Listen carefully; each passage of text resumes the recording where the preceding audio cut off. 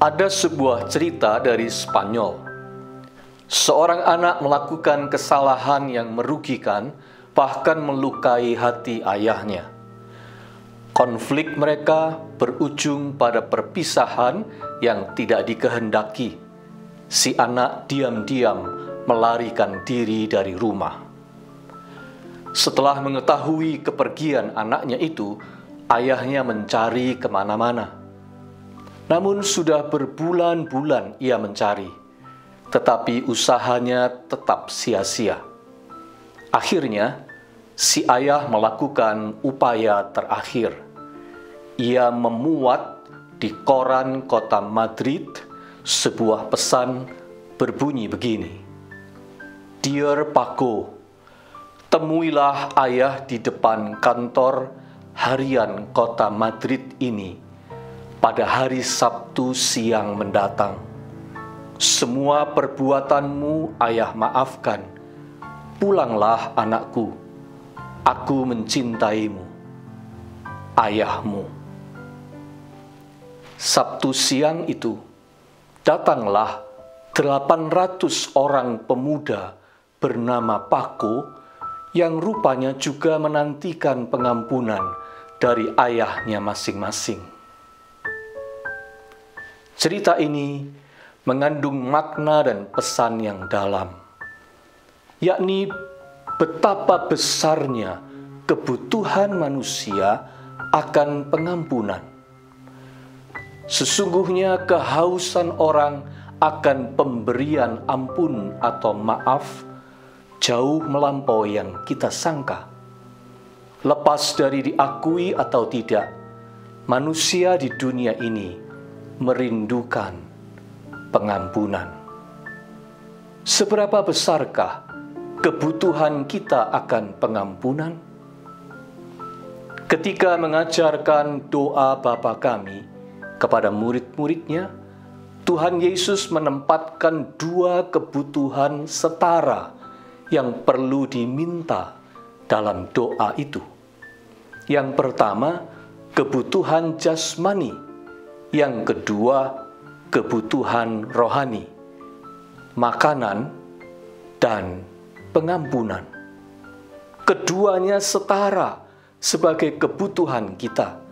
Hanya yang satu untuk badan, sementara yang lainnya untuk jiwa. Jadi, kebutuhan jiwa kita akan pengampunan adalah sebesar kebutuhan tubuh kita akan makanan. Margarita Laski adalah seorang novelis humanis sekuler yang terkenal. Tidak lama sebelum kematiannya, pada tahun 1988, dalam sebuah acara televisi, ia memberikan sebuah pengakuan yang jujur dan mengejutkan. Dia berkata, "Apa yang paling saya cemburui tentang kalian, orang-orang Kristen, ialah pengampunan yang kalian dapatkan. Saya tak punya siapapun untuk mengampuni saya." Pengakuan yang jujur. Sayang, Margarita Laski salah. Ada yang selalu bersedia untuk mengampuninya. Allah. Bukti apakah yang mengatakan dan menegaskan itu? Rasul Paulus segera menunjuk pada kematian Yesus.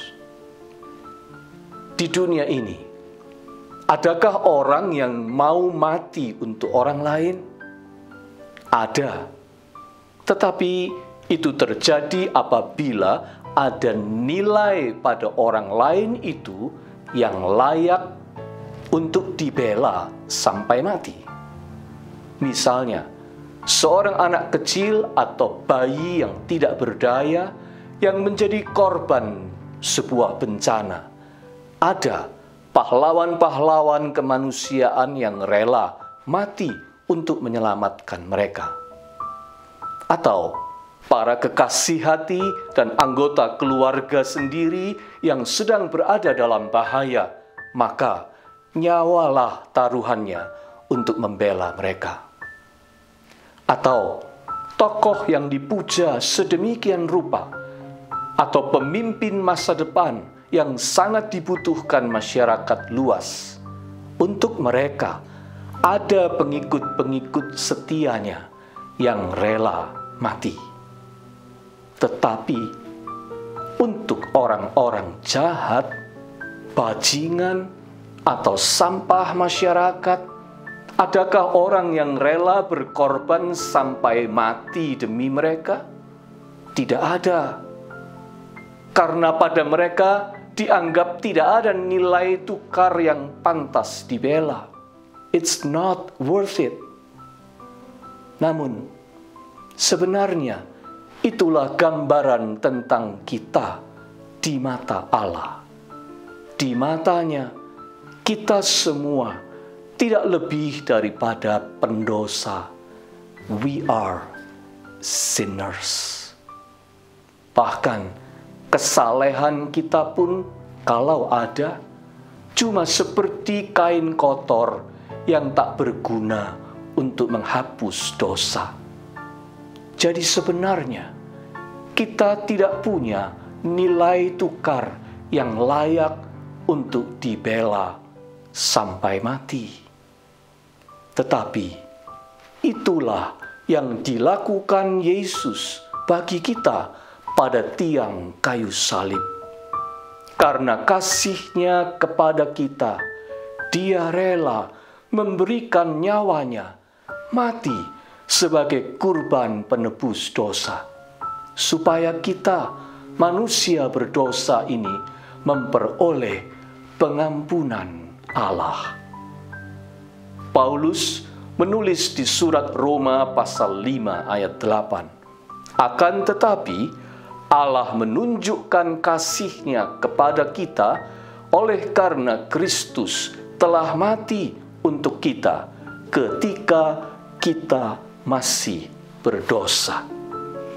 Ya, ketika kita masih berdosa, dalam kondisi berdosa, tak punya nilai tukar apapun, pada saat itu Allah memberikan putranya Yesus Kristus mati untuk kita.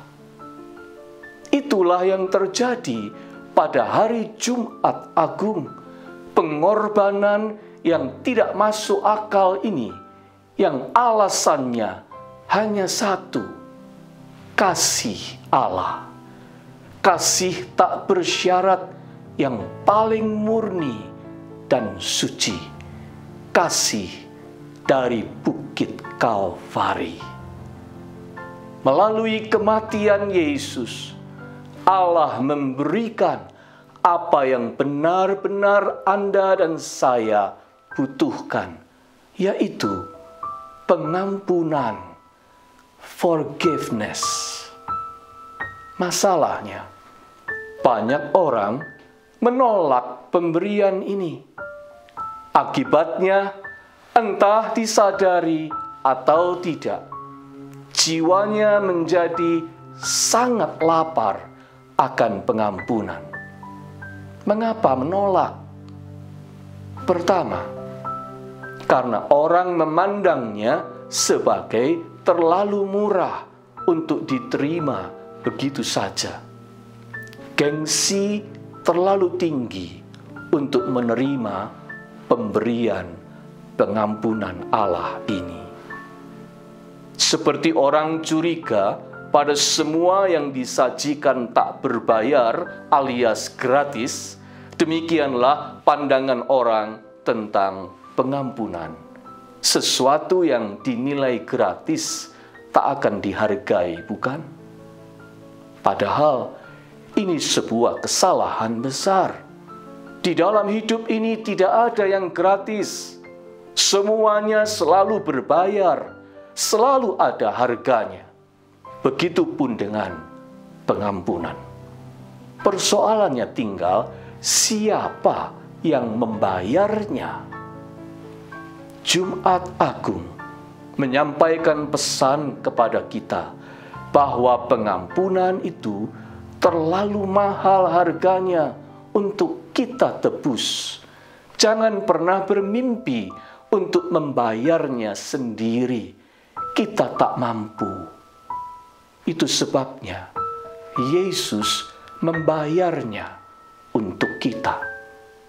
Kita memang tinggal menerimanya, sebab harganya sudah lunas dibayar. Kawan, tak perlu bermain gengsi dengan pengampunan.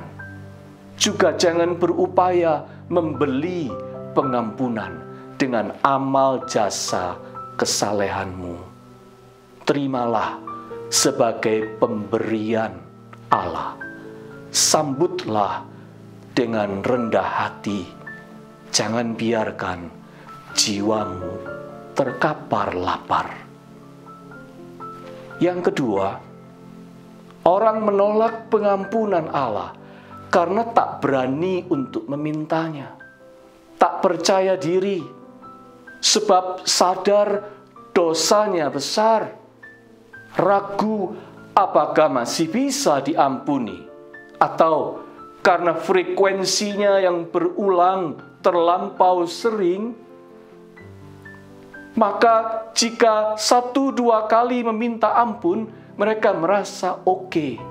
Tetapi jika berpuluh bahkan beratus kali, orang sudah tak punya keberanian lagi untuk meminta ampun, merasa tak layak diampuni.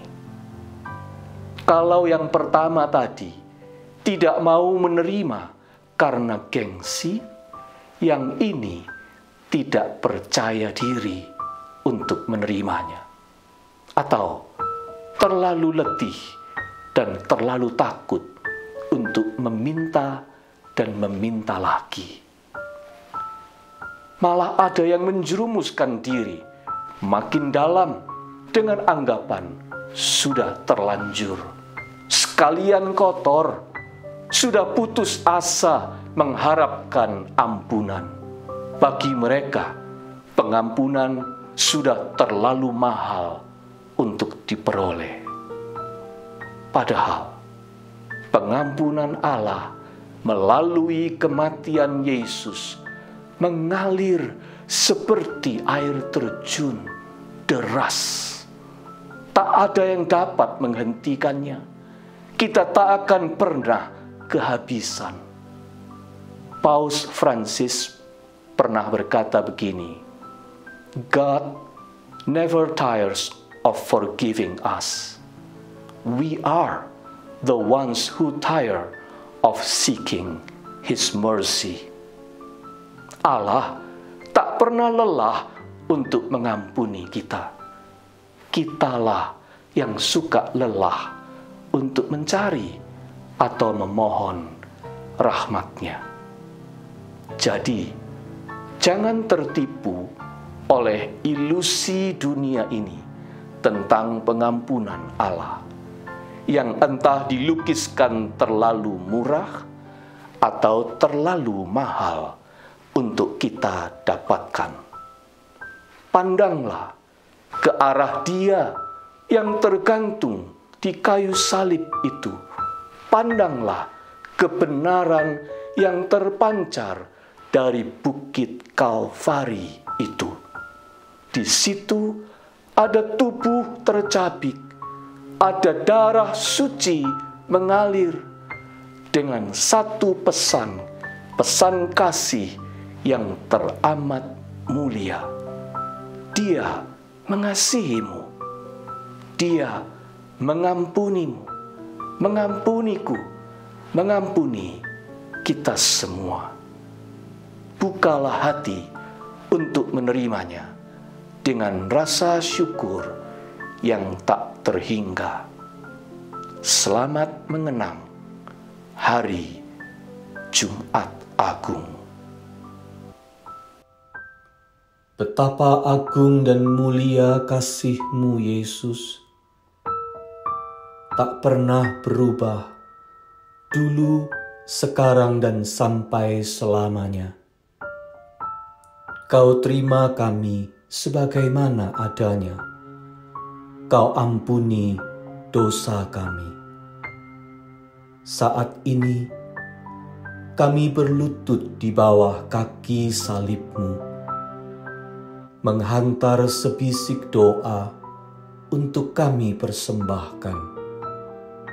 Yesus, terima kasih untuk cinta dan pengorbanan-Mu. Jadikan kami baru dan pakailah kami seturut maksud-Mu. Amin.